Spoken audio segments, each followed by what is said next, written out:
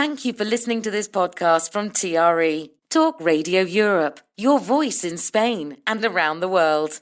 For more information, please visit tre.radio.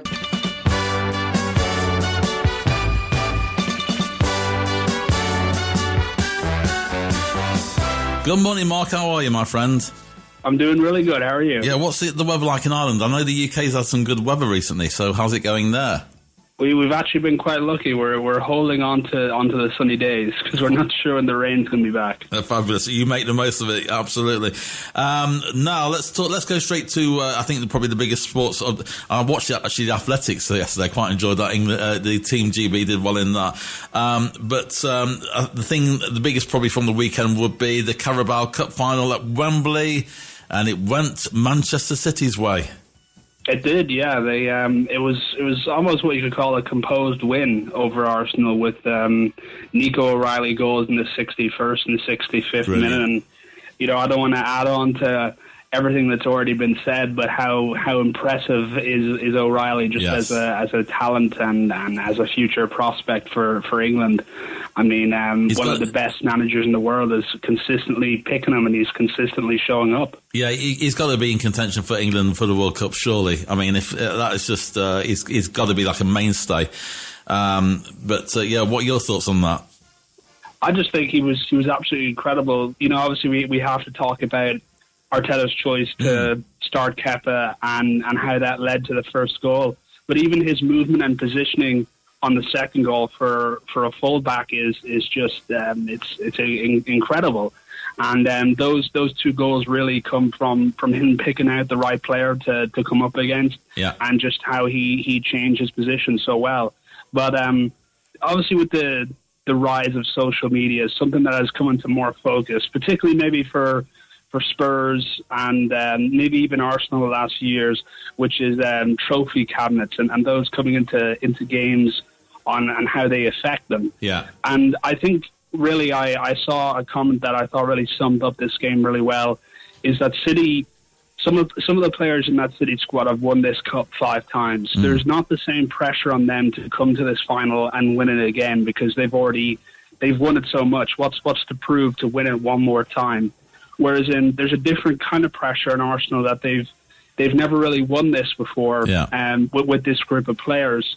So it's a different type of pressure on them, and that definitely showed in the match because Man City, especially with their goals, showed how they're willing to take risks and just manage the game differently to Arsenal, who just lacked creativity and really didn't want to take any risks. They were very sloppy in the second half. I mean, 20 minutes to the second half, really well, all the damage was done. City dominated. Excuse me. Arsenal looked very sloppy, giving very cheap balls away. Just didn't look like they were up for it at all. Talk about the keeper situation. I mean, Manchester City, went with a different keeper as well. So I think that's just the way that these teams do it nowadays. I think there's a bit of nuance to that because the Trafford situation is much different to the Kepa situation, as even the commentators on the game picked out. I think it was Jamie Carragher who said it. That Trafford came in to be a number 1, where Kepa was brought into Arsenal to be a number 2. I mean, it's just a totally different situation of why wouldn't you play David Wright if you knew this was a match that you needed to win, you needed to, the supporters needed it, the players needed it to really get over that line in the Premier League race to believe, hey, we can win trophies, even though it's been 6 years. And I'm sure the Arsenal squad isn't that fragile that now that they've lost this, we can't go and do the Premier League title. I don't think that at all. But I think it wasn't even Kepa's fault. I do think it was just a mistake from Arteta to start Kepa in that game when you have, what could be arguably the best keeper in the Premier League in Raya. And I'm thinking, why don't you bring your subs on at 70 minutes or 60 minutes rather than 80, I think. It was 83rd minute he brought on Martinelli and Gabriel, and that was just, that was something else. Yeah, any other matches from the weekend in the Premier League that caught your attention? I suppose The Everton match was one that started. The Everton and Nottingham Forest match, because that Nottingham Forest match is going to be a massive implication in the relegation race, as Tottenham's really only positive from this weekend is that Aston Villa got McGinn back and West Ham lost to them. And the Everton match was also quite interesting because, wow, how well are those guys playing right now? Just a blunder by Sanchez in Chelsea's goal. But listen, I was happy to see Beto get 2 goals. And if you just said, let me just have a look at the table quickly. I'm looking this up. If you had said to me that come March, Everton would be 3 points behind Liverpool. That's crazy. Yeah, Liverpool in 5th place, and they now are, after losing at the weekend, they're now 6 points off a 4th position. That's a big ask. It is, and listen, I don't think it would be the worst thing in the world for this team to go a season playing maybe less games, or games that would be giving their younger players more experience in the Europa League. But also at the same time, I can see how you can go from winning the Premier League to playing the Europa League, how big of a PR disaster that's going to be for your manager and your players. But I do think this Liverpool squad is brimming with talent, brimming with young talent, which is something we've all forgotten at times in this season. So they're going to come back 10 times better. And for speaking of Everton, it's just great to see teams like Brentford, Everton, Villa up there challenging, your traditional top 6. Sunderland had a massive win at the weekend. It's just great to see all these really original Premier League teams going back to the Barclay days, coming back and really performing so well. Okay, anything else to mention before we move on to Formula One?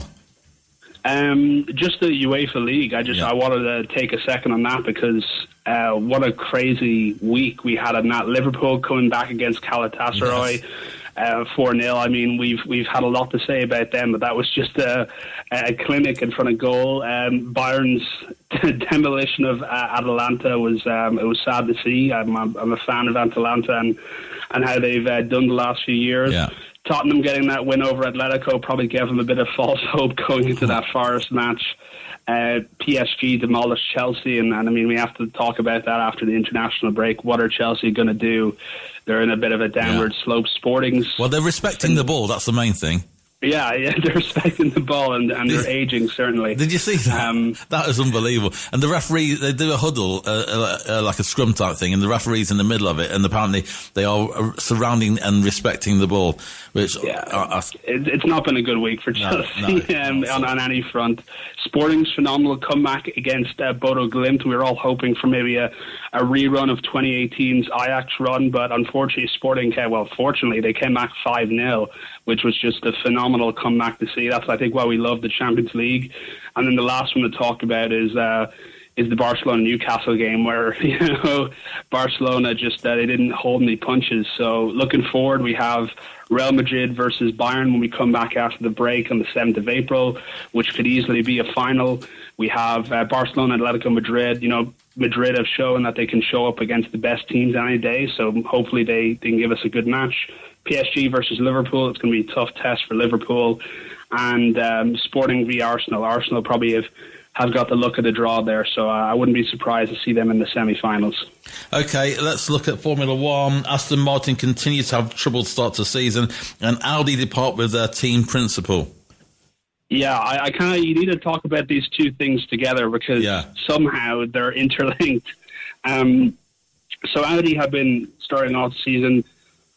I think it's fair to say where Sauber ended it last season. I think, they haven't been too far off the pace. They've been a solid midfield team.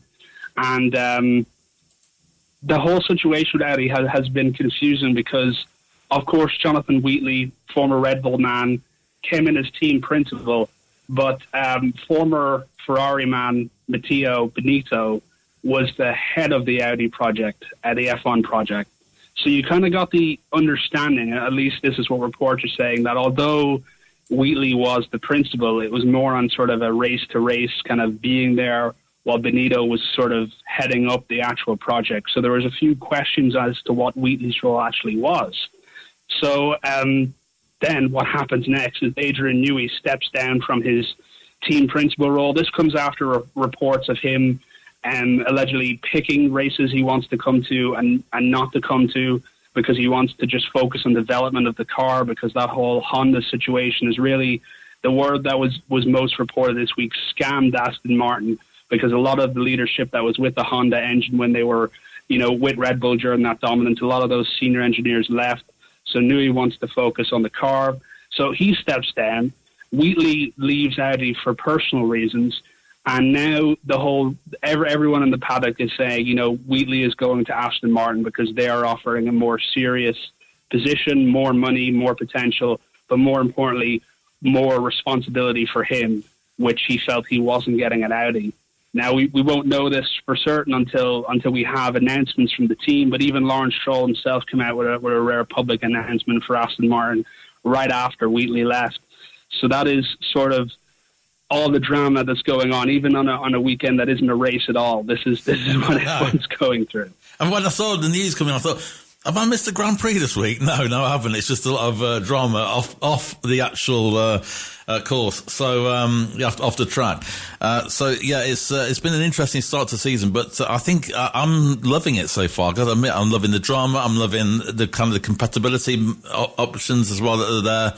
And Ferrari in the mix doing well, first podium as well. So it's good to see them back. Former familiar face for Ferrari fans with Benito, because he's taken over the team principal position at Audi. Yeah. So former Ferrari fans who are heartbroken that Vettel never got his fifth championship are going to be seeing Benito again on the paddock. So it's interesting to see how it'll tie out. And I think Audi are in a pretty good position. I mean, they've got two really good drivers in Hülkenberg, who has more experience than anyone on that grid, and Bortoleto, who is a really up-and-coming Brazilian talent. So it's just about getting that internal stuff right and making sure you don't melt down before you get halfway through the season. Absolutely. Well, Mark, I hope you won't melt down in the slightly higher temperatures of Ireland at the moment. I'm sure you'll be fine. But enjoy, mate. Have a good week. And thank you as always, Mark. We'll be chatting with you next Monday with a full roundup of all the sports. International break. Anything on your radar to watch over the weekends? Or... Actually, I'm not a massive international break fan. I'd much rather have a Premier League weekend. How about yourself? Well, the big thing for Ireland is we're going to find out if we're going to be able to go to the World Cup fairly soon. Yes. So that's the big thing. And then, of course, with the NFL, we have the free agency is in full shape, and then off season. So between those two things, I'll find something to keep me busy with also with this weather. You've been listening to a TRE production. If you've enjoyed this program, there'll be another episode waiting for you next week, right here on this platform, where you can also access our extensive back catalogue of shows and interviews. For more information on our live programming, social media channels and apps, and how to contact Talk Radio Europe, please visit TRE.radio.